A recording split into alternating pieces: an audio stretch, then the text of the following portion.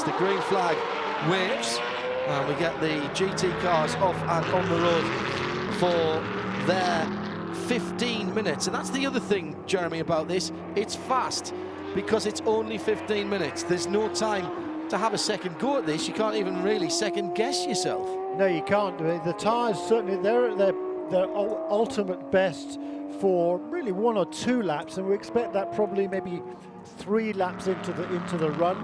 Laps 3 and 4, I think, are probably going to be the most likely ones for the pole sitter, and to get a pole sitter after that, I think, is really unlikely. So it's going to be the first 7 or 8 minutes of this session. I think it's going to tell the story. The question is anybody going to take the gamble and elect to wait just a little bit to get some more rubber laid down here? All of these contenders, apart from the Falcon Tires Porsche, of course they're Falcon Tires, are on Michelin's. We just had the Continental Tire Sports Car Challenge event take place a little while ago, so that was over 2.5 hours of Continental rubber laid down in this racetrack. So how are the Michelin's going to kind of react to that? That's going to be interesting. Will anybody wait now and let the first guys go out there and set a time? And is it worth a gamble to wait a little bit longer? You can see the shadows coming across the track there, particularly on the Mario Andretti straightaway. It's been sunny and pretty warm here all day long. Is the track going to get better? Is it worth the gamble? Will some more Michelin rubber be laid down and therefore give me more grip toward the end of the session? Wait a few minutes and we'll find out. I've got a little hankering that the guys at Risi Competizione might fancy their chances here this weekend. It's been a tough old season for them, but they've been there or thereabouts on pace for the whole year. Now, whether they'll want to go for pole position is the question, really. It's very, very pleasant conditions out there. The third voice in the booth is Greg Kramer, and he's just been outside to officiate on the festivities at the end of the last race. That looks very temperate out there now, barely a breath of wind, and a nice warm track, but not too much heat in the air. Great for racing engines, Greg. I think so. It was actually, I mean, it's warm, there's no question, but you don't have that big kick of humidity. The breeze, there's a little one out there, but it's not huge, and it was very comfortable, and I think it's going to be a pretty comfortable session. Now the track just getting beaten on by the sun all day, that's a different story, I think, and as Jeremy was alluding to, it'll be interesting to see just what the track offers for grip at this point, but temperature-wise out there, a glorious day. The big rumble in the background tells you that the Chevy Corvettes are the first out, and Olivier Gavin, that well-known driver, Yardley Hastings' finest sports car driver, is out there at the moment in the 4 car, and Jan Magnussen is in the 3. Pierre Caffer will qualify the 62, Risi Competizione Ferrari. Brian Sellers giving qualifying duties in the Falcon Tires Porsche, the 17 car, the blue, the aqua and turquoise car. Classic colour scheme. He's already on a flyer. Brian Sellers, by far the quickest outlap. In fact, he's turned a 17.0 already. He should be getting down to, what, a 10 or something like that? No, what will these guys be doing? We're in the 14. 14, right. Okay. 10 at the front of the field is what I was thinking of. The lap record is 1:15.206 last year by Kuno Whitman. So, will there be an upset today? There won't be an upset, because nothing will be an upset. Really an upset. The Ferrari taking pole would be a bit unexpected. You'd expect possibly the either one of the Corvettes or one of the Works Porsches to take this one, I think. BMWs are going to be strong. But yeah, Nick Tandy's going to take some beating on that. BMW are good round here. They've got a good balance of power and downforce on those cars. Porsches are a bit more slippery this year, and they've got the engine hanging out over the back wheels on the 911, which helps with the power delivery from the slowest corner on the circuit, which is Moss, which leads on to the longest and fastest straight on the circuit, which is the Mario Andretti straight. So here are the PMNA cars, the Porsche Motorsport North America cars. They waited a lap longer than the most of the other guys. Pierre Caffer and the 2 Corvettes and Brian Sellers. They were the first cars out on the track. The Porsches followed a lap and a half later. No sign yet then of either of the BMWs. No, they are. Now, it's always a danger. There's a rule in IMSA competition for TUDOR United Sports Car Championship that you need to have 10 minutes of green flag racing to make the session live, as it were, make it count. We've had 5.5 minutes already. Our Continental Tire pit lane reporter is Shea Adam. Well, as you guys were pointing out that the BMWs had not left, they left their pit box. Of course they did, they're listening. Exactly, very good timing, and clearly people on the BMW all are listening, and so hi. 90.7 FM around the circuit, and on 454 scanner frequency, 454.000 around the world at IMSA.com and RadioLeMans.com in sound and vision for this TUDOR United Sports Car qualifying session here in Canada. So Brian Sellers with a 15.9 on his third lap out. No, actually a 15.8 on his third lap, yes. and a 15.9 on his fourth lap, which is the interesting one. So a little bit slower on his fourth lap. And that could be, Greg, that people are thinking ahead to race day, because you have to start the race on at least 3 of the 4 tyres that you qualify with. And that means, what's it going to be like at race time tomorrow? If it's super hot, you don't want to be on a super soft tyre right now, which is going to burn up in 4 laps. Well, I think that's part of what they have had to make decisions on, isn't it? Is what tire are we going to run that will give us the right amount of performance in the opening stint of the race until we get to the tire change and the like. So I think you might be onto something there. Nick Tandy now goes to a 1 minute 15.541, and that slots him into the top spot in the number 911 Porsche 911. And Brian Sellers in the Falcon Tires Porsche 911 RSR, he goes to second place now, 15.637.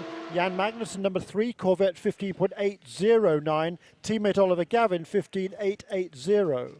Yeah, nothing between them. No. Again, Dirk Werner gets up to speed, or will get up to speed first of the BMWs. He's been given qualifying duties in the 2.5 car, the 25 car.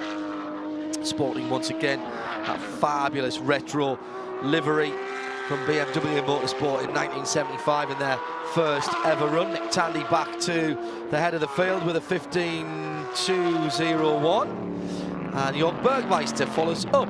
So it's 9.11 from 9.12, 15.2, 15.5. 3/10 between them, and another 10th further back, Brian Sellers. Porsches 1, 2 and 3. Yeah, and that is a new qualifying lap record for GTLM by 5 thousandths of a second. Yeah, close. Nick Tandy. That was, they just sort of sneaked up on that fairly easily. That looked relatively easily done, such as the pace of development in this series. Here comes BMW number 24 to cross the line. That's the black car. 2 different colour schemes being run this year, and that's Lucas Le. Pierre Caffer second, a 15.298. So in the same 10th as Nick Tandy, and there's a big wobble there for Dirk Werner coming on to... It's right in front of us, that, Jeremy, coming through turn 10. Interesting, isn't it? The 2 BMWs both electing to do what we suggested earlier on, just wait a little bit longer, get a little bit more Michelin rubber, particularly laid down on the racetrack, and then try and use that to their advantage. Here comes the Porsche of Nick Tandy across the line in front of us from our left to right. He's leaving nothing there. 15.201. He was 14.829, and the Le Mans winner, Nick Tandy, the overall Le Mans winner. Remember, he is in the 911, and Earl Bamber, whose birthday it was earlier on in the weekend, is in the 912 car. So all of a sudden it stretches out. The gap has stretched out between the Porsche and the Ferrari. Here comes Caffer around the final corner. Yeah, coming on to the start-finish straightaway. Very tidy. The line he goes, and 15.298 he had, and that's a 15.6, so he doesn't improve. Okay. Brian Sellers in 4th, 15.544. That's his best time. Good enough for 4th position. On lap 7, so they're certainly going longer than perhaps I had thought they would. That suggests to me they're harder compound tyres. Yes, yeah, I'm sure. So this is the they're thinking about the start of the race here, guys. Yes, and maybe the lap times this morning from down into the low 40 and 14.4 this morning. And BMW moves into 2nd place with Dirk Werner on just his 3rd lap, Greg. And tyre management is key here, because again, I'll say it, these tyres have to start the race tomorrow. Absolutely, and that is a very important thing. And the other thing about the BMWs here is they have always been good on the long corners here. Where they've suffered a bit is that long run from Moss climbing that hill up into turn 8. They are a good downforce car. They generate a lot of stick, but now they were given that restrictor brake relatively recently. They've got a little bit better top end as well, and that's why a lot of people thought they could really come alive here. We're seeing that with a great lap from Dirk Werner, as you said, only his 3rd lap. And we'll see whether now the number 24 in the hands of Lucas Luhr just coming onto the front straight. He looks quick. Yeah, he looks quick. He took a huge amount of speed in the final corner. That's the bit that we can see in front of us, and he bounces up to 2nd place with a 1:15.1. So 3/10 away, 3.5 tenths away from provisional pole at the moment. It's Porsche, BMW, Ferrari, Corvette, Porsche, Corvette. And at the moment, there's 8 tenths between 1st and 8th. In the pit lane, Ryan Sellers. Now, that may not be the end of it. We've had, by the way, 11 minutes. So is he going to have one quick run out and try one more? No, I think Brian's done. I'd be surprised if he wasn't done there. He is currently 7th place, so he is in just ahead of Oliver Gavin in number 4 Corvette. Here, though, comes his teammate Jan Magnussen into the final couple of corners. Jan's not normally one to leave anything lying on the table either, is he? 15.3 last time around. That was his 7th lap. Across the line he goes again now. 15.325 he had, 15.485. So very consistent, but not improving. Another good lap from Nick Tandy, a 14.960. So the only guy to get below 1:15 is Nick Tandy. He's done that twice. And both the BMWs also sub-lap record. On board here with Dirk Werner, and through 9, through 10, onto the throttle. They look very tidy. Yeah, he did that time. A 15.16 his last lap. Oh, nice, a 14.857, 28 1/1000ths off of Tandy's time. So Tandy, Werner and Luhr all now below the 1:15 mark, with Tandy on a 1:15.8 still out there. Werner and Nick Tandy's on his way in. He's lifted. That's the sound of the Porsche engine you can hear behind my voice. He's got his teammate right in front of him, Jörg Bergmeister, who's down in 6th position. I said down, he's only half a second away from provisional pole position. So it's 911 Porsche, number 911 Porsche from number 25 IHG Rewards Club BMW, Dirk Werner in 2nd, 14.857, 14.984 for Lucas Luhr, his teammate, 25 and 24. Pierre Caffer 15.2, still out there, as are the 2 Corvettes. Boy, Magnussen's last lap of 15.325, this one a 15.369. Lucas Luhr across the line, 14.984, his best at the moment, and 15.1. Yeah, and using hardly any road on the entrance to the corner there, the final corner. Really, really tidy through there. Pierre Caffer looks happy with his 15.2. That's 4th position at the moment. He'll be no better than that. But can Ollie Gavin improve? He's at Moss Corner at the moment. He's the 8th of 8 cars. He will not like that. No, last, huh? Yes, he's got his 7 teammate. tenths off too. That's as big a gap as we've seen. Exactly. And he's got his teammate behind him, Jan Magnussen. So Jan not able to give him the aero advantage down the straight. They're too far apart. I mean, but how close? I mean, just last time around, just hundredths behind his teammate. These 2 Corvettes both running nice and consistent there. Low 15s. Half a second off the ultimate pace, but... And he improves. Yeah. Magnussen does not improve, but Ollie Gavin does. A 15.463, 6 tenths away from provisional pole, and that relegates the 17. The Falcon car, here comes to last, and here comes Lucas Luhr in the 24, the black BMW, and again he's neat and tidy with 26 seconds. 26 seconds on the clock. Here's the 25 BMW, Dirk Werner. He's neat and tidy, takes a little more of the red and white curb on the left-hand side. 14.857 he has, and that will do it for him. Is he still on it? Not sure he is, if I'm honest. Yeah, I think he's backed off of it. I think for Gavin, he'll be pleased with that lap just because he picked up 3 tenths that was, that's a significant find in this class. And so clearly he was able to dial something in. And again, we're not sure exactly what tires these guys are running on, who was on softs, who was on hards, who was doing the best of it. Yeah, I think I'd be surprised if they weren't all on a pretty hard tire. I would think so too, exactly. I don't think... I agree with that. Yeah. What is interesting for me is how long people were prepared to go to get a lap out of them. The Longer than BMWs, usual, John, much longer than usual. The two Corvettes, 10 laps, guys. Now that, all right, it's only 2.5 miles around here, but it's 2.5 hard miles, Greg. You've mentioned about how these long radius corners and high speeds do take it out of the tyres. Well, exactly. I mean, you're just in those corners forever, so the loads are just fantastic. And, the other, side of it is some cars on a soft versus a hard, it takes them a little bit longer to get the tires where they want them to be. True. And that may have been Corvette's issue. And they said, well, no, we need to run a couple more laps to build that type of pace up at this point. Let's head down to Shea Adam, our Continental Tire pit lane reporter. It's pole position for Nick Tandy. It is pole position for Nick. One heck of a year so far for the young British man. And Nick, it took us a year and a half to get a pole sitter repeat in the GTLM class, and it was you. Thanks for breaking that record, but thanks also for breaking the track record in GTLM. Way to go. That was pretty good, I think. It was, especially since you said yesterday you didn't think that you had the ability to get pole. I thought we'd struggle in the hot conditions, and this morning we were quick, but it was much cooler, and normally our little engine doesn't like it so much when the heat comes out, but actually, we're good enough in the rest of the lap to make up for it. But yeah, it's good to be back to the front. That's for sure. Congratulations and good luck tomorrow. He's just so brilliant, isn't he, Tandy? He's just so down to earth. There's a man who's won the world's greatest motor race. You can argue about that if you want, but you'd be wrong. It is the world's greatest motor race. He's jumped out of a prototype which he had very limited time in, and he's back to his quote-unquote day job of driving a GT car. He's exactly the same, and I know that he'll be the European Championship short track at Northampton Raceway in a couple of weeks to watch where he started his career.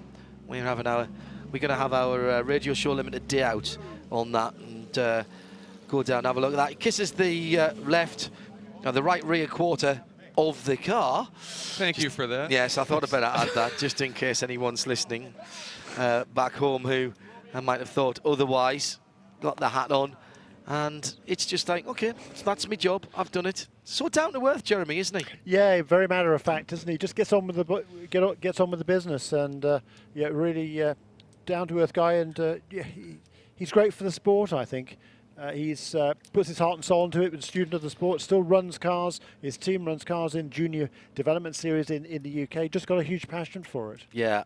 I have to say, I agree with that good for the sport on other levels as well. I've had the pleasure of doing some Porsche Q&As with the drivers at dealerships in the area before the events, and Nick is as warm and funny and friendly and welcoming as they come, and has a great sense of humor on top of it. And then when it comes time to sign the autographs at the end of it, when they'd like to be heading back, getting that bit of rest or whatever, he sits there and signs and talks. He really is a great ambassador, not just for Porsche, but for the sport. I think he treats everybody the same. Yes, that's the thing. that's a good point. We dashed in to do our Michelin track guide with him at Watkins Glen International in the middle of a rainstorm. And he, without having a video to watch, he thought through the lap in his mind and went, okay, yeah, I could do that. Talked me around the lap brilliantly. Then had to dash off to a drivers' meeting that, as we were recording that, was rescheduled to 5 minutes after we were going to be finished instead of 2 hours afterwards. He never stuttered, never had any problem. Did what he needed to do, said, look, sorry, I've got to go, stay around if you need to, grab yourself a drink, thanks very much, mate, whoosh, gone. And he does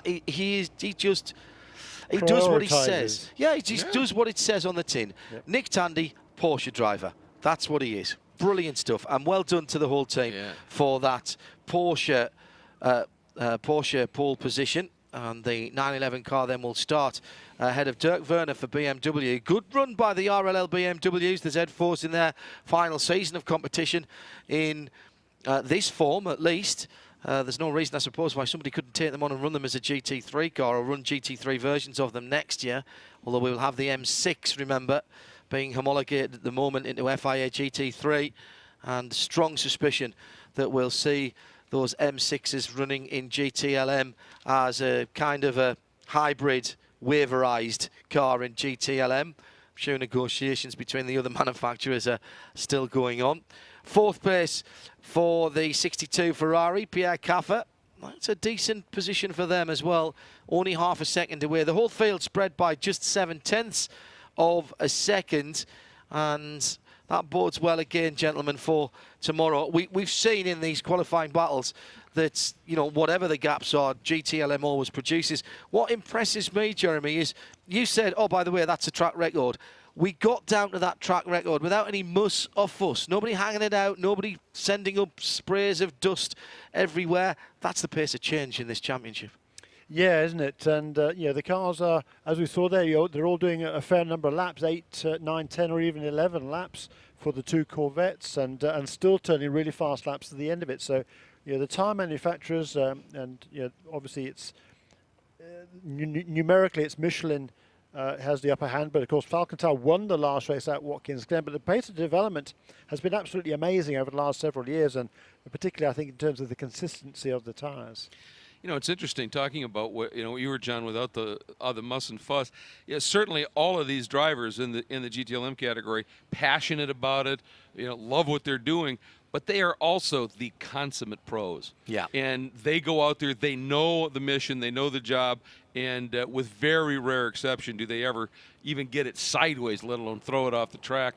They get on with the job and do it incredibly well. And as we saw, drivers in this category can step into anything and win. Yeah, mistakes are few and far between, aren't they? We saw the one from Lucas Luer yesterday. He put the car into the tyre wall at turn 3. But both the BMWs went off, didn't they, yesterday? Yeah. Again, they're pushing hard, certainly. But it's going to be a really interesting race tomorrow. Well, that's one. If you don't spin occasionally, are you trying? How do you know? Are you trying? Oh. As we have someone choppering in I think that's an Augusta 109. What time were we leaving, did you say? Yes. Is that ours? Is it time for us now? No, it's early. It's early. Little 7 or 8 seater, that one, if it's what I thought it was.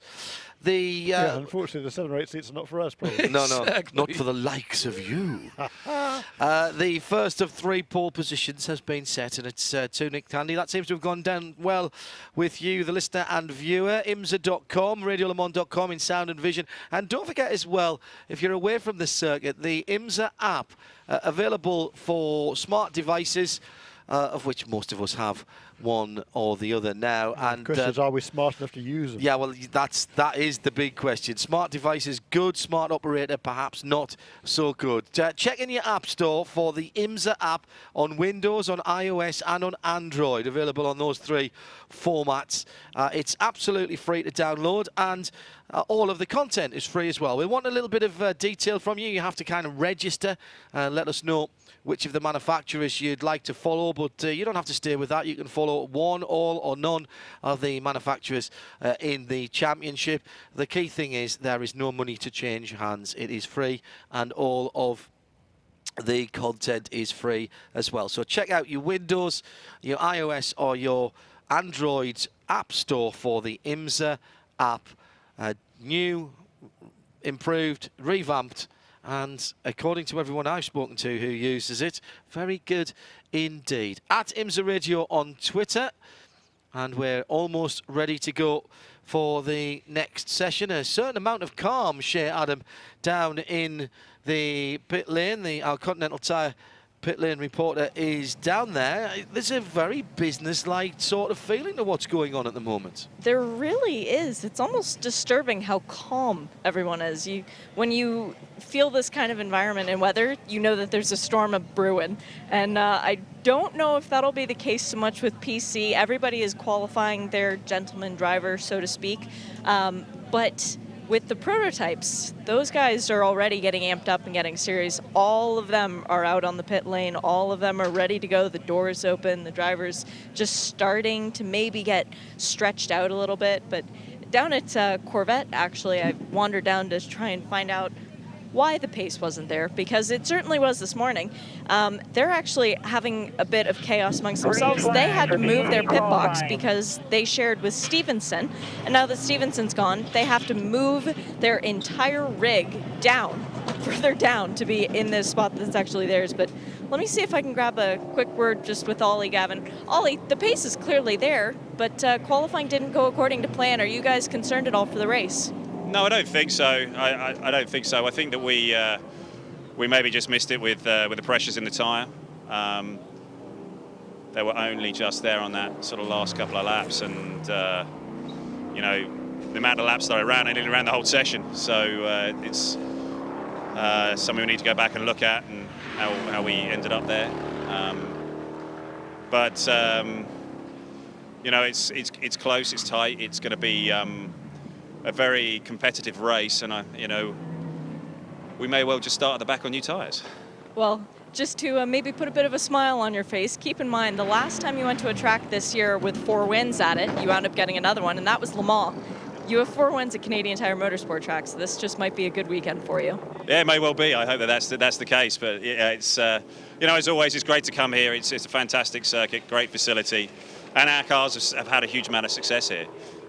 So you know, hoping for another one of those good days tomorrow. Best of luck, Ollie. Interesting point there. Hello to Conor de Felipe, by the way, who's watching and listening over in Europe before he heads for a little bit of shut-eye. He's tweeted in to @IMSA Radio, and also to Devon Johnson, who's listening to IMSA Radio here at Canadian Tire Motorsport Park. Dale Johnson, his dad, has brought him here to celebrate his 13th birthday, and I can't think of anything better. Well done, Dad, Exactly. and a hello, son, and a happy birthday to Devon Johnson, celebrating here at the racetrack this weekend. Well, I'd like to quick say a big hi to Brett, Gino, and Annie Barnes, who we're meeting on Monday at their down at Association Island. It's a beautiful place down in upstate New York. We're going to be seeing them, and they heard you talking about the IMSA app and said, well, that's what we're listening to. So just shot me a text and said, loving what we're hearing, love the app. At IMSA Radio on Twitter. Let us know if which version of the app you're listening on, iOS, Windows, or of course Android. If you don't have it yet, it's easy to download and won't cost you a penny. So we are running. We have the prototype challenge cars on track, all on Continental tyres, of course. Now, these guys like giving us a show, I think it's fair to say, Jeremy. And in the years that we have enjoyed the entertainment that these guys have provided, the qualifying sessions tends to be last man across the line gets pole. It's been brilliant, hasn't it, Dan? Yes, it has, and I see no reason to suspect anything different today. It's going to be a hard-fought session here, and I'm not quite sure who I would put my money on to come out on top. Yeah, especially Shea had mentioned there, you know, this is a pro-am class, and so they're going to, for the most part, I think we would expect to see the AM drivers coming out in this one. And Jeremy, we have seen some absolutely cracking qualifying sessions with the AM drivers. We got used to the pros over the last couple of years. When they changed the rule up, we were going, are we going to lose something? Not at all. I mean, there have been some fascinating sessions. We have, yeah, and it's great to see the PC cars back here at Canadian Tire Motorsport Park. They were not here last year. The decision was made to leave those cars out of this event because they had an additional event elsewhere last year, and they wanted just to keep it to 10 races. But back this year, and I think it's yeah, these are cars that should be at this race. They really suit the track really well, and they slot in nicely between the GTLM and the prototype cars. I think it's good. It's going to be good, and this is going to be a fun session. And John Bennett is who sets the pace early on in the core Autosport Orica. All Orica FLM09 with Chevrolet engines running on Continental tyres and E10 racing fuel. John in the 54 car.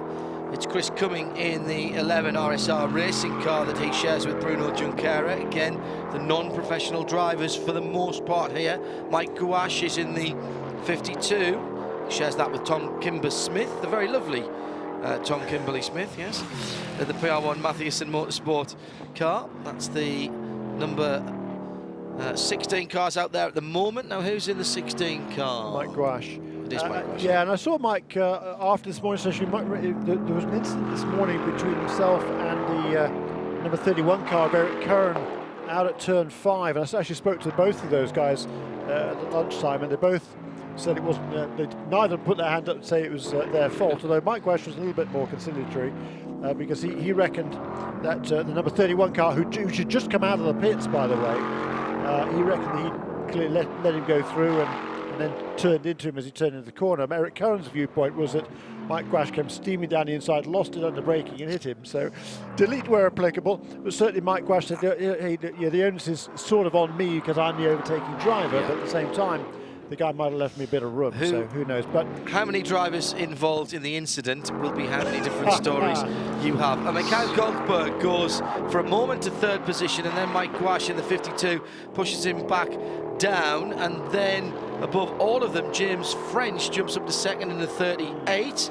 That it being the Performance Tech Motorsport car. Those guys had a very nasty incident at Watkins Glen International when their awning that was part of the truck setup, their rig setup, was folded back on itself by a real freak wind in the paddock area. I noticed they've got 3 or 4 easy ups whilst that is being attended to, but they do at least have some cover for the guys. So still Court Autosport, John Bennett leading from James French and second. No, Chris Cumming goes through for RSR Racing then from Court Autosport, and in third place Performance Tech Motorsports. Boy, by a chunk too, didn't he? He went almost 4/10 faster than Bennett. the guy's got probably got most experience on this racetrack, I would suggest, would be Mikhail Goikberg in car number 85 for JDC Miller Motorsports.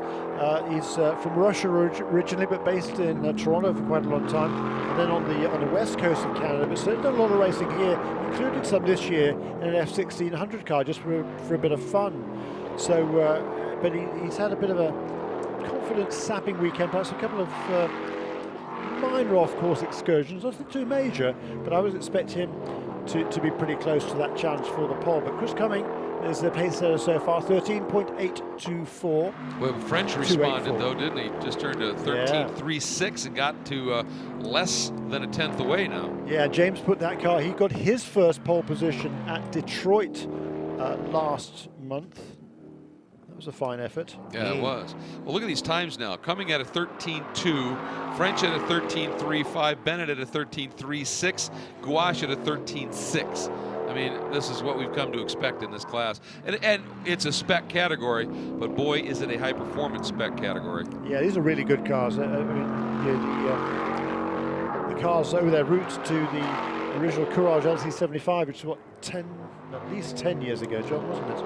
Yes. That car was conceived, but it's been a stalwart. It's just a great car. The chassis still was the basis for the Orica 03 cars that are still running this year very competitively. And the start life is Courage, of course. Yeah.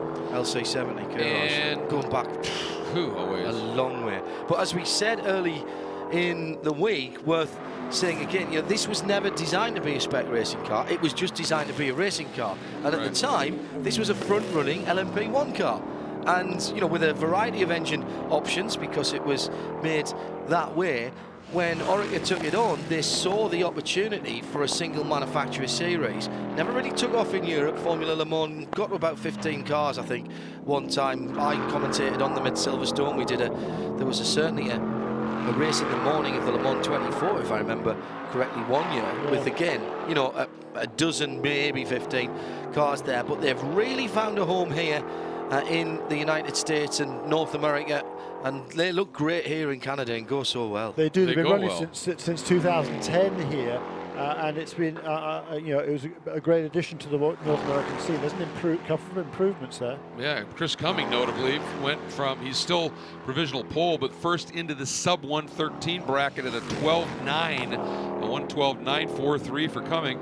So a great lap there. And Goikberg, every lap now, he's taking a tenth or two off here. He's moved up into fourth now in front of Gouache. So Goikberg doing a nice job, as you would have expected. Getting back to obviously, this class in a couple of years is probably going to go away, and it's a matter of what's going to replace it. But one of the things, aside from the performance, aside from how close the racing is, the reliability, stoutness, all of those things on these cars, one of the things that I'm going to miss, because odds are they're not going to be around anymore, is its open cockpit car. Agreed. And I understand all the safety, I understand every bit of it, but I love open cockpit cars because I love seeing the driver working in the car, and this class still gives you that opportunity. Yeah, it does. Ooh, French now to 13-1, Jeremy. Indeed. Pretty impressive, isn't it? Improvement there for Mike Grash. John Falbin, car number 16 for Bar 1 Motorsports. He does improve his time, 1:14.0, so just over a second covering all of them. There's an improvement again there for Chris Cumming on his 7th lap, at 12.865 now. As Mikhail Goikberg comes into the final corner. Wow, he is in every bit of the curve on the exit. Fantastic. Marty goes, is that an improvement again? Yes, it is. And by the way, we're past that 10-minute mark, so this is an official session. Yeah, it's always a little bit of a gamble if you haven't gone out and you think, right, we'll wait for everybody to go and do their 10 minutes and then start coming in, and then you get a red flag and 10 minutes and 22 seconds has gone out and you haven't put a lap in. Oh, by the way, Bennett at 13.007. Nice. So responding smartly here. This is the best effort that John Bennett's put forth, I think, this year in qualifying. Really a stout effort there. He was quick at the beginning of the session and now coming on strong at the end, jumping up into the second place in car number 54 for Core Autosport. 4-time championship winning team. Look at Falb, who's struggled a bit here, has just gone a 13.2. Wow. That is a great lap for John Falb, who has very little experience in these cars. We've seen him a couple of times rolling backwards down the track as he's been exploring the outer limits of he and the car's relationship. Using Sean Rahal, who's also his co-driver as his driver coach this weekend. And Sean Rahal, the youngster, he's turned into a very good driver coach and is certainly helping John Falb a lot. And John Falb really responded there. That's a great effort. So we've got the top 5 cars now, covered by less than 0.4 of a second. And Mike Gouache, all of a sudden, finds himself back in the 6th position. He won't like that. Yeah, and I mean, John Falb in front of Goikberg and Gouache tells you something about this guy's learning curve has been pretty much near vertical, and he's doing a nice job, certainly in this session. Yeah, and John Falb, Mikhail Goikberg, John Bennett, they've all come up through the Coupe-Tires Prototype Lights Championship car by Mazda. Ground. Yes, it is. Those little cars, and they are quite a small car, don't let the size belie the performance level of those cars. They generate big levels of downforce and are a perfect proving ground to get guys used to that invisible hand that pushes the car on the road. It's a mind over matter thing. Anybody who's driven big downforce generating prototype style cars or single-seater cars will tell you that getting to the point where you can commit to a corner fast enough to get the downforce to work is a real mental step. It's like jumping off the rock into the river. Once you've done it once, you can climb back up and jump in every time. It's getting over that in the first place, and that's exactly what that Coupe-Tire Prototype Lights Championship does. It allows people to get used to downforce and get into bigger, more powerful, quicker cars like the ones we're watching right now. Mike Gouache did improve on that lap of 13.3, so the fastest time, actually, Chris Cumming just improved incrementally, 1:12.843, back to Mike Gouache at a 13.347, so that's almost exactly half a second. That was the top 6. And Mirko in the number 8 Starworks car and has now joined the 114 ranks with a decent lap at a 1:14.5, last of 15 flat, but his best lap, that 14.5, at least gets him now. He's clear time-wise of all the GTLM machines. Faster again by Chris Cumming. I think every lap has been just a little bit quicker. 12.699 now. That's a good lap by Chris Cumming. Really just whittling it away, just as a fuel load lightning, finding more speed from this car. The consistency once again of the Continental tires, really excellent. There is Chris Cumming. He's going around turn 3 one more time. He's got that's number 16 car, John Falb, ahead of him. John Falb, he turned another 13.2 last time around as well. And the Continental tyres, of course, were on these cars before we even came together as the TUDOR United Sports Car Championship. It was one of the categories that Continental jumped into in the old American Le Mans series run by IMSA when they were already involved in Grand Am. And the drivers have always been full of nothing but praise for how Continental have gone about the job of putting the tyres together for these quite heavy prototype cars and very torquey engines with no traction control systems. They are not the most user-friendly in terms of tyre wear and tyre construction that you could have as one of your first pops at a proper downforce prototype car. The Continental have New learned pole, a lot. guys. James French, as we get call from race control to stand by for the checker.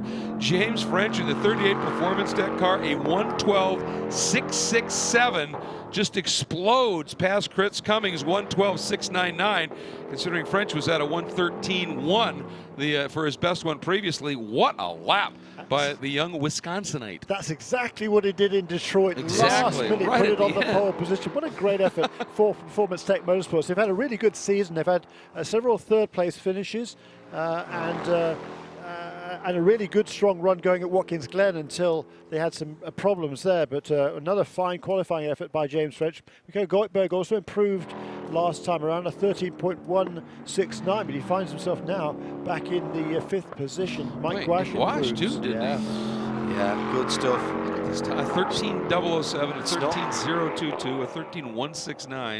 Okay, Not no all quite improvement over. there from No. James French across the line, of 12.8 that time, but he's got what, 0.032 in hand over Chris Cummings. Where is Here's Chris John on the Folt track? coming through. His best of 13.220. Chris coming on into pit lane. Yeah, so no improvement from Chris. Second place there. So James French has nicked it again. So he's going to be the first repeat pole sitter then in P2 in PC this year. Yes. Shea Adam is our That's Connor Daly. Yeah, Connor Daly looking after. Nice work out there, James. Performance Tech Motorsport steal the pole position in Prototype Challenge, and our Continental Tire pit lane reporter Shea Adam is hustling on down to the PTM area. I think they've enjoyed that. Shea. Oh yes. Well, they definitely were enjoying it. The whoops you could hear from about halfway down the pit lane. And Connor Daly, you get pole. Well, kind of. You get to start from the front tomorrow. That's a pretty nice feeling. Yeah, it's awesome. I get to watch James start from pole, which would be cool.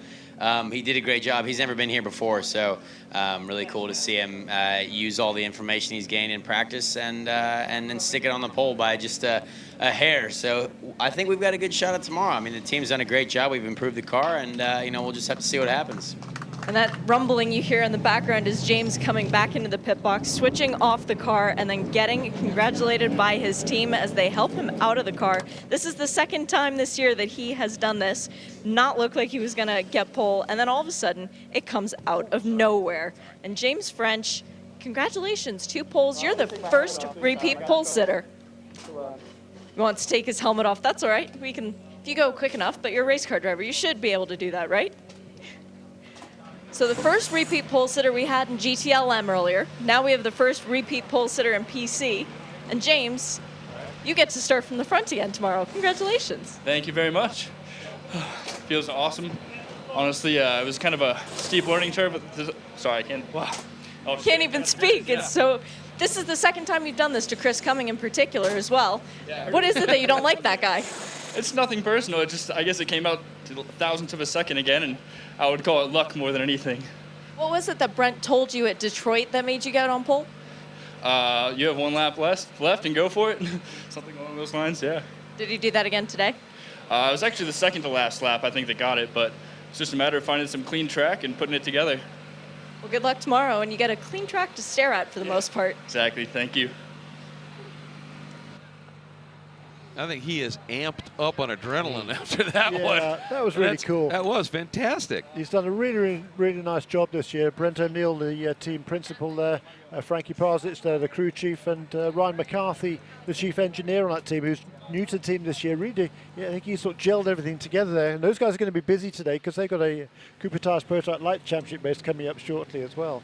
Yeah, the action just keeps coming today. Busy Saturday for the IMSA sanctioned series, and a fabulous day of entertainment so far. Those of you here at the track, thank you very much indeed for staying on. Many of you will be camping for the weekend, but I did see that a number of cars coming in as day visitors, if you will, and the majority of you have stayed there. Got a decent little crowd just in front of us here on the fence line as well throughout this afternoon in beautiful weather. Could not be any better in terms of the conditions out on the circuit. There is the crowd right in front of us. We are in the building behind that. Jeremy Shaw and Greg Kramer with me, John Hindorf. Now, which one of those is our window? Oh, that one there to the left. Yeah, okay, with the shades down. If I stand forward enough, do we get the wave? Probably not. I think that's us in there somewhere. Those of you watching, this doesn't work on radio, of course, but there, perfectly. Are we up one level from there? Okay, yeah. I think we're up one level from there to the left. This is great. Cameras on radio, all good stuff. And, yep, I can see you waving. Yeah, that's in the background there waving. Thank you for joining us if you are here at the track or around the world. 90.7 FM and 454 even. Enjoying the afternoon sunshine at 25 minutes past 5 local time. Shea Adam down in the pit lane. We'll hear more from her in a moment. Decent session, and all the PC cars ahead of all the GTLM cars. So the separation you were talking about, Jeremy, absolute there in terms of qualifying. Yeah, really good. It was a great session once again. And hats off to James French. The two 23-year-olds then will start from the pole in PC. James French and Connor Daly. They're not quite the youngest driver pairing, however, because in the number 85 car, Michael Goldberg, he's 28, but his teammate Matt McMurray just 17. So you are kidding me, aren't you? It's ridiculous. Every time, you know, we've had Austin Cindric racing today, who is 16. Matt McMurray's 7. Oh, it's just ridiculous, ridiculous. I can't even remember what I was doing when I was that young. Certainly not racing cars. Austin becoming the youngest ever winner in the Continental Tire SportsCar Series. That's impressive. That is a record that I suspect will stand for quite some time. I would think so. I hope so. As an overall winner, because that is quite an achievement. And yet, of course, he's got quite a lot of experience. It can only be a matter of time before he's asked to step up. And I wonder if he might be a young man that Ford are looking at down the line, whether it's straight away for the GTLM program or perhaps a little bit further down the line. It would not be the worst thing for him to have a few more years in a development series before he steps up, but I've no doubt that he could handle it. Not sure how much downforce experience he's got, Jeremy. Did he do any single-seater racing in his earlier years? A lot, yeah. F2000 he did. Oh, well, there we go. For a year or two, and yeah, absolutely right now. And he was showed a lot of promise in that series as well, even as a 14-year-old, for goodness sake. Stop it. Yeah. No, every time you say that, it gets worse. It really does. No, You're listening. The knife twists deeper. You're listening to IMSA Radio. We're waiting for our final of 3 pole positions to be decided. Before the prototypes go out, let's check in with Continental Tire pit lane reporter Shea Adam. And that gentle rumbling you're hearing is the Delta Wing, which was just lowered down onto its Continental tires. Catherine Lake gets to qualify. Memo Rojas, you guys should be very strong here this weekend, no? Yeah, I mean, we're optimistic. It's probably the strongest we've been all year after Daytona. Our car has a good straight line speed, so that suits a track like Motorsport with such a long straightaway. We'll see what we have in qualifying. How important is qualifying to you guys? Well, it's important as always. You know, track position it's everything here, especially in short races. You know, in this time, Kat is going to try to do her best, and hopefully, maybe we can get in the top 5 spot. That'd be good for us. Top 5 spot today. What's the goal for tomorrow? Well, the goal is always to win a race. So I would say finish the race would be good. We've been struggling with reliability the last few races, and a good finish would be, finish the race would be good for us. That would be a nice birthday present for Catherine as well. Yes. Thank you, Memo. Thank you. Memo Rojas with Shea Adam down in the pit lane. The engines are ticking over gently in the background as we're ready to go qualifying. Gentlemen, where is your money? If you were allowed, if Tammy allowed you to bet the house, where would it be going right now, Jeremy? Well, I wouldn't be betting the house, that's for sure. Not that brave, but I think my money is probably going to be on whichever of the Taylor brothers is qualifying today. I think they're going to be hard to beat. Not sure who's qualifying each of the cars, though, actually, I must admit. Well, that's it, because, and I think Not we that have it makes a lot of difference. No. Dane Cameron will be fast if he qualifies the car, but it'll probably be Eric Curran, I think, qualifying the number 31 car. Yeah, and the reason for that, again, the driver who qualifies starts the race. So, assuming, and I think we're making our picks assuming that it'll be John Pugh qualifying the Ligier. And John will admit that freely. He's not on the pace of Oz. He's one of the best in the business as a top flight gentleman driver. But if Oz were qualifying the car, he'd be the pick. Yeah. I think that package is the strong. There is a green flag for the start of this 15-minute session then. And yes, the number 60 car would be the favourite. But I tell you what, I think John Pugh might surprise a few people in this session. He's pretty quick, and he takes it very, very seriously. He does. Oh, without doubt. They've worked hard on developing that car over the 3 practice sessions we've had over the last 2 days, and he's ready for this. By the way, it was when I was chatting on the pre-grid with Jonathan Bomberito, and I said, come on, give me the scoop. When are we going to see the petrol-powered Mazda? He said, well, we're working as hard as we can. We'd like it to be sooner than later. He's giving me all the answers. And then he looked at me and he said, I'm sure hoping it'll be better. Yeah. That's very, very encouraging times coming out of what we're hearing about that car doing testing. And I think the encouragement that those stopwatch readings are giving and being fed back through to Mazda Speed and of course back to Mazda in North America and Japan, I think that can only hasten the car coming. We have heard it's on the pace. It's a development of an existing MZRR gasoline engine, the 2-litre 4-cylinder turbo. Direct injection. Yeah, DI now. That's very important, very efficient. Checking in with the Delta Wing team as well. Just one, they had that it was a compressor issue at Watkins Glen, but they said the struggle with, they said we're really starting to dial in the reliability of the mechanical components on the car for the most part now. They said the gearbox has actually been solid, the actual gearbox itself, the compressor, but they said it's the electronics, the computer talking to some of the components. That's still what they're fighting in that car.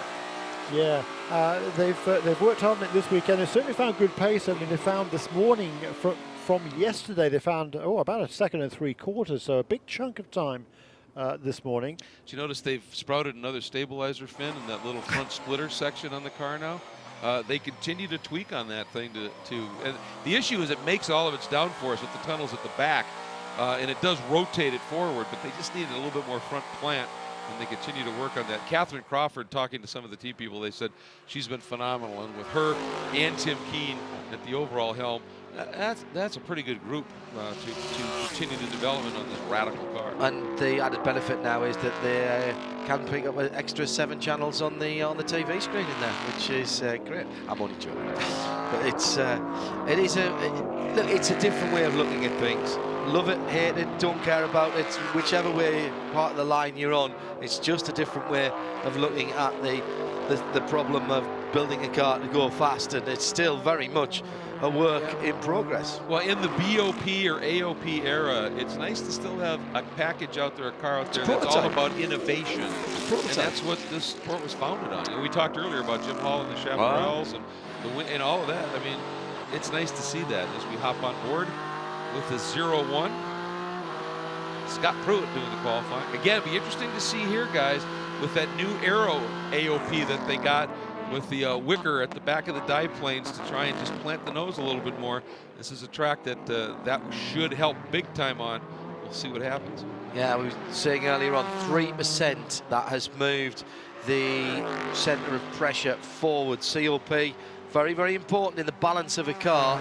It's the invisible area that is like the balance point if you were to try and put a stick underneath the car in terms of its weight front to rear. It's the aerodynamic balance point on the car, the center of pressure, and depending on how slippery the car is and where you use your downforce and balance that front to rear depends on where that acts the most, and bringing that forward means you're going to get a better turn in, and 3% forward for a small, half-inch wicker or something like that, I think it is, Greg. Yeah, that's quite a big movement. Yeah, you're sort of talking here about a sort of kind of a pendulum effect on the car. I mean, these cars are on the limit through the corners. You hear the terms oversteer and understeer, or push and loose, and that you know, that's, if it's understeer or it's pushing, the front end of the car doesn't want to turn in relation to the rest of the car. And the opposite of that, oversteer or loose, is the back end of the car wants to come around. Well, ideally the car will be neutrally balanced. That's what they're looking for. And so they're altering the centre of pressure on the car to bring the balance of the car forward and just get that neutral balance. So the car is sliding with all four wheels at the same degree, and therefore the more planted it is on the road, the more balanced it is, the easier it is on its tyres. And the more speed normally you can take into and through the corner, it's just a lot easier to drive a car that has a nice balance. Getting on the throttle earlier, just getting the car turned in and settled down. What you don't want to be doing is fighting one end of the car or the other, as Jeremy explained perfectly there. Let's have a look at the times then. Scott Pruitt is on a 10.7, 1 minute 10.7, 1 minute 10.8 for Ricky Taylor, and it is Ricky in the 10 car. Catherine Legg on an 11.7, that's a very good lap for Catherine. And then John Pugh, his opening lap at 11.9, 11.9 for Michael Valiente. 11.7, is that as quick as the Delta Wings got this week? Yeah, not quite. This morning, I think it was Catherine this morning, turned a 11.2 in that car, which is a massive improvement on yesterday. The best they did yesterday was a 12.9.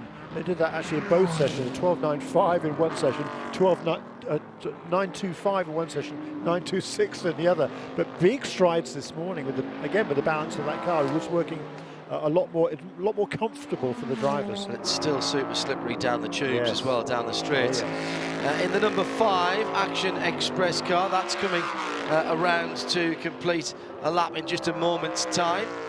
This is in 6th position in class. That's Christian Fittipaldi.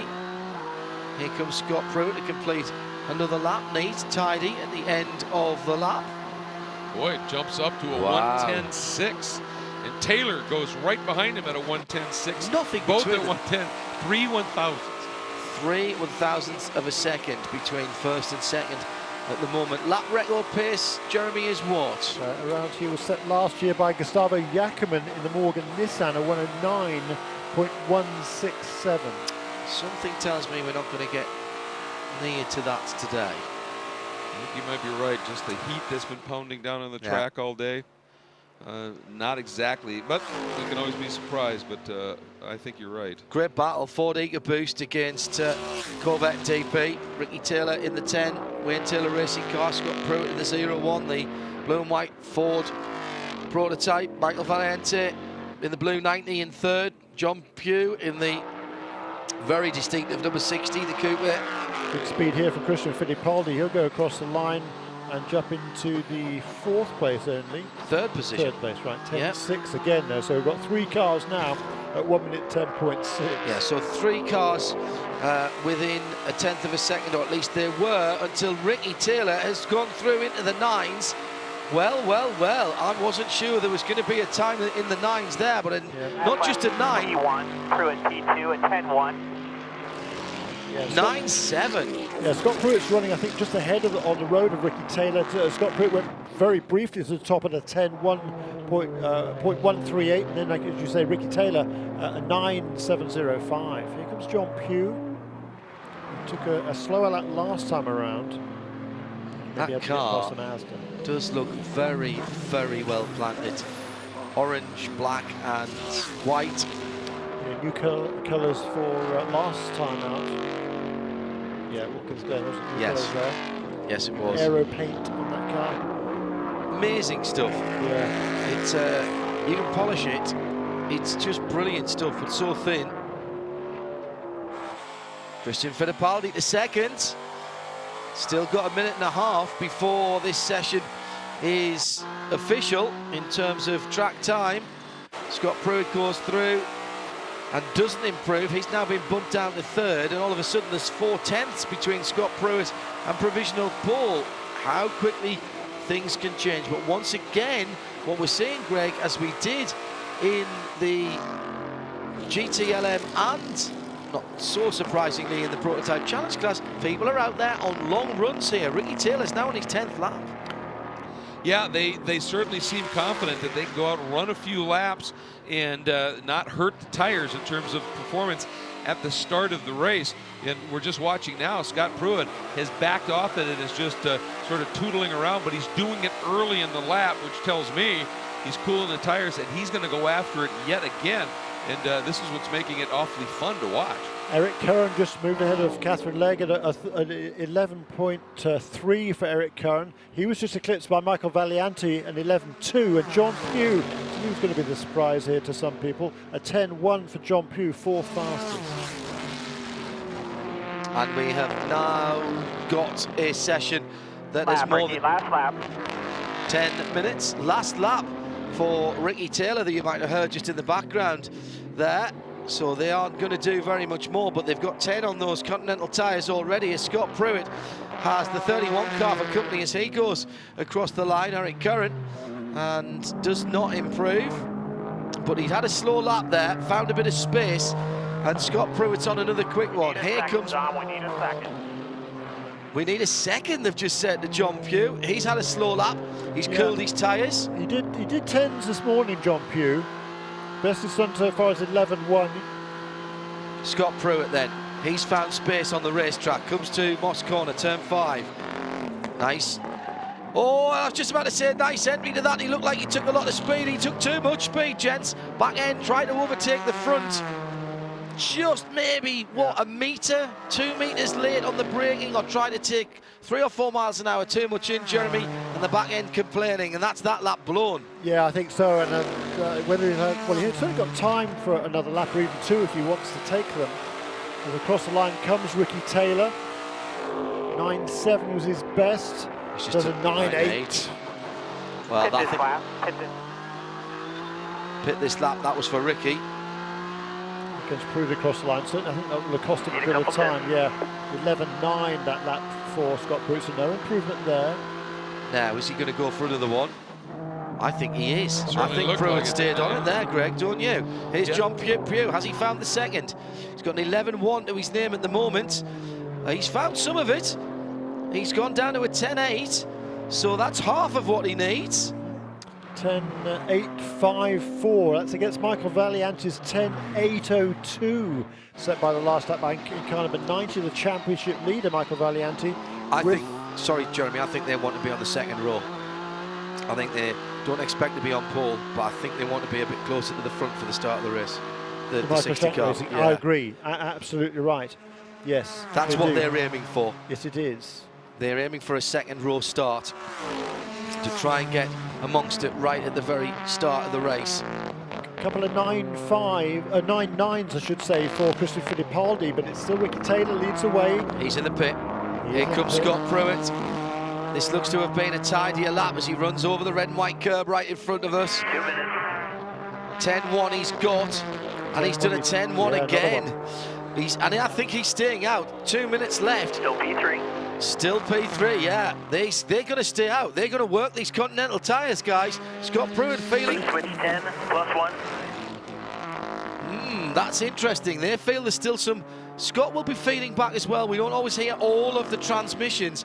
He will tell them if he doesn't think there's anything else there. He might just be working up to something here, Greg, as the time gets very close, down to 2 minutes now.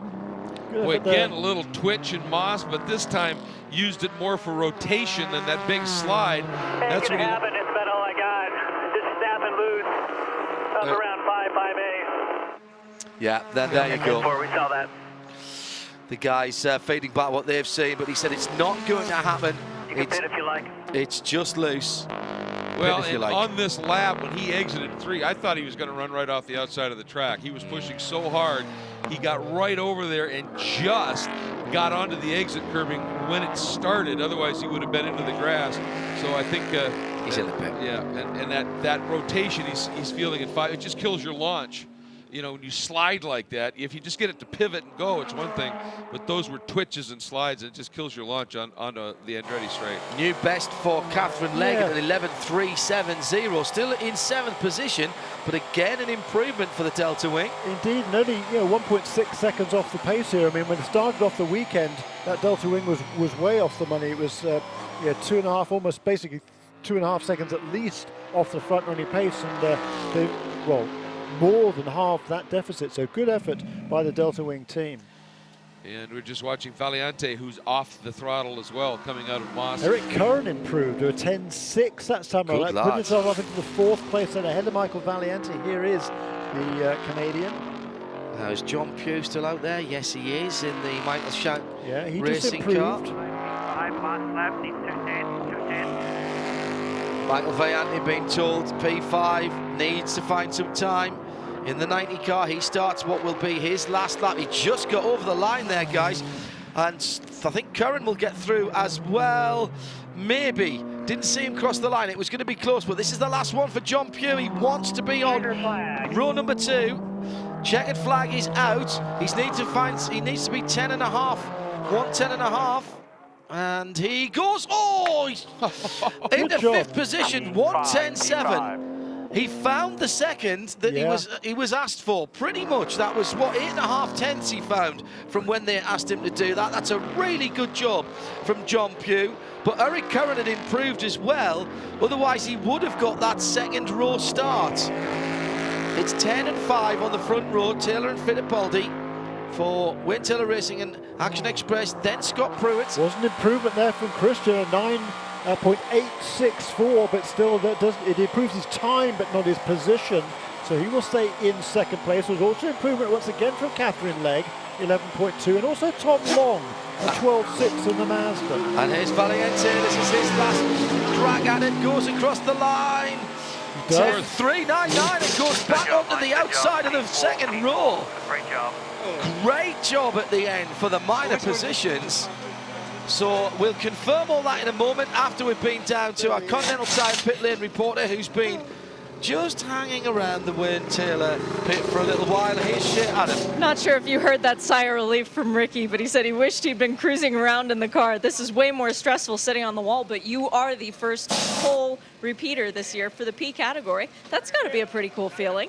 Yeah, you told me that after practice, and that just got me totally freaked out. That's all I wanted from that point on.